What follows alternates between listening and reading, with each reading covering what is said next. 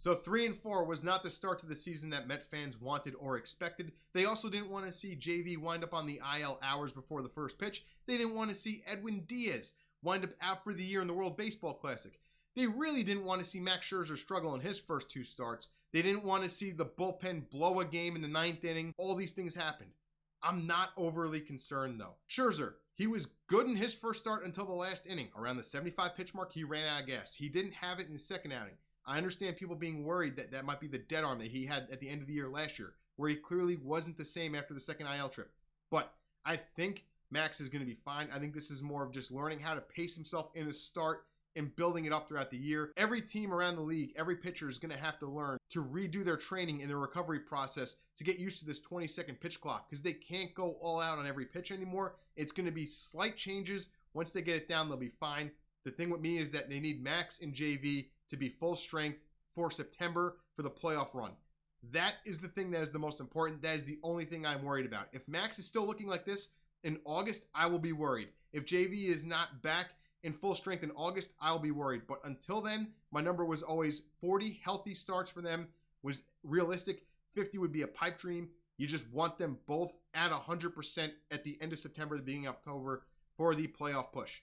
Now, the other concerning thing about the team, which is a carbon copy from last year, which wound up costing them at the end of the year, both the division and then the playoff rounds, is that they get on base, they get their hits, but unless they group a bunch of hits together or they have a few home runs in a game, they don't win. And the problem is that after McNeil, after that 5-hole in the Mets lineup, there has been no consistency at all the last year plus with this team.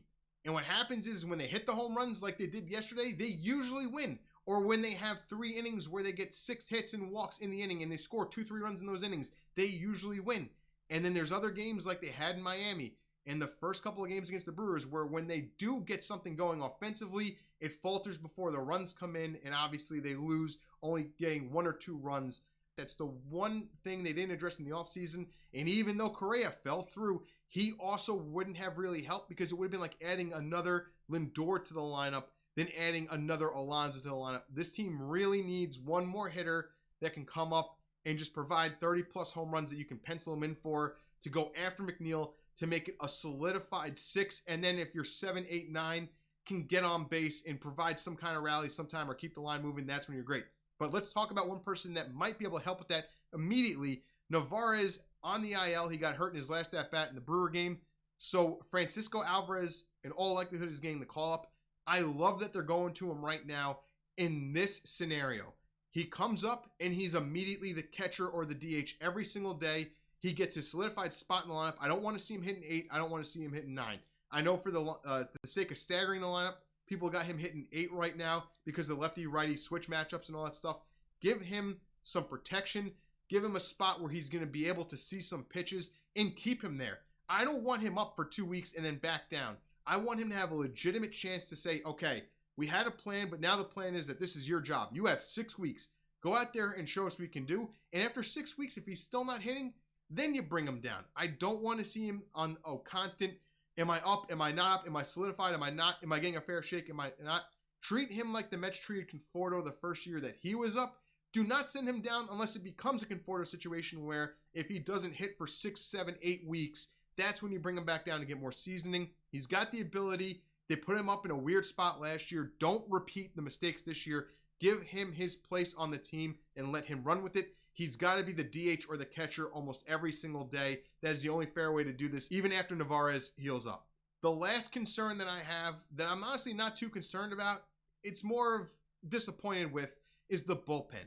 Because last year, Diaz was lights out. Ottavino did a really good job in the 8th inning, and you couldn't really trust anyone else for the most part out of the pen.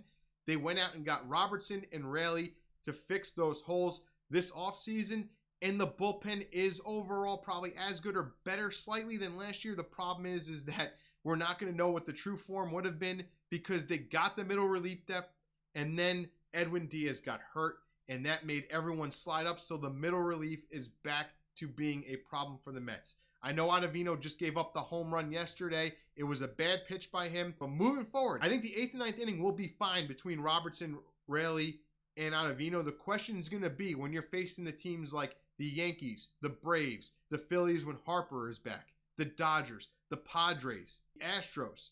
What happens when you have to go to the bullpen in the 7th inning? Do they hold the lead, or are they going to lose it in the middle innings? I'm definitely weary of that. They're going to probably have to go out and get a power bat and another reliever at the deadline at the very least. You might be looking at another starting pitcher too. We got to see how the season shakes out with those guys. Peterson's got to be a little bit better than he was yesterday. But overall, Mets, 7 games on the road in 7 days, no off day.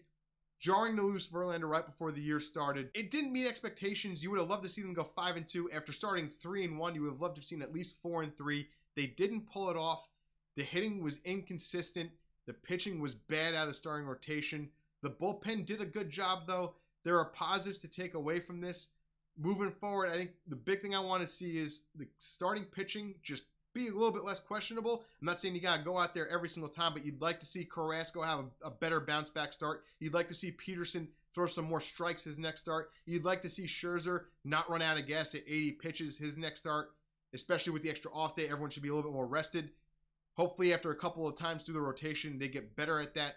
Senga was great. You want to see him repeat his start. If he's got the same stat line as next start, that's awesome. Now you want to see Francisco Alvarez get consistent playing time. You want to see the top part of the lineup be as consistent as possible, and the 6 through 9 to not be a black hole 80% of the time. You want them to be able to at least keep the line moving once a series. That'll be the difference between the Mets, winning 2 or 3 or 3-3 instead of 1-3 every series. And we'll just see what the rest of the year brings us. I got faith. It's almost the same exact team, and this team won 101 games last year. This team can definitely win the same amount. I think it's going to be a good race between them and the Braves all year long. Can't win a division in April, but you can lose a division in April. So you just want to see the Mets. If 3-4 is going to be this little hiccup in the road to start off, and then they iron it out, and it's off to racetracks like they were last year, they'll be fine. But if 3-4 winds up becoming like 30-35, 30-40, a start like that to the season, you're probably saying goodbye to the division with how good the Braves are. Just gotta see the Mets stay healthy and play better. Alvarez will probably be playing Friday, so that'll be really cool. If Escobar continues to struggle, hopefully we see Beatty up shortly after him. I want to see the best offense possible for this team, especially because the glove is fine at the positions for those guys. They just gotta get a little bit more pop in the lineup, a little bit more consistency, the starting pitcher to iron itself out, and then the bullpen will be fine this year. I promise you they'll be fine. But there we go, 3-4 this week. Hopefully we're looking at a winning record next week, and hopefully we don't have to talk about, at that point, the panic crowd taking over and having to address it more.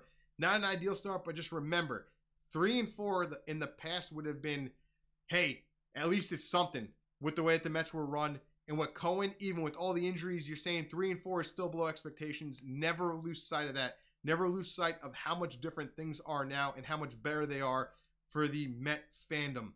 Because it is different, and this is going to be a solid year. They are going to make the playoffs. Don't worry about it. We'll see it all shake out. It'll be a fun journey, and we'll be doing these videos here every single week. So if you enjoyed this, make sure you hit the like button and the sub button, and I'll catch you guys in the next one.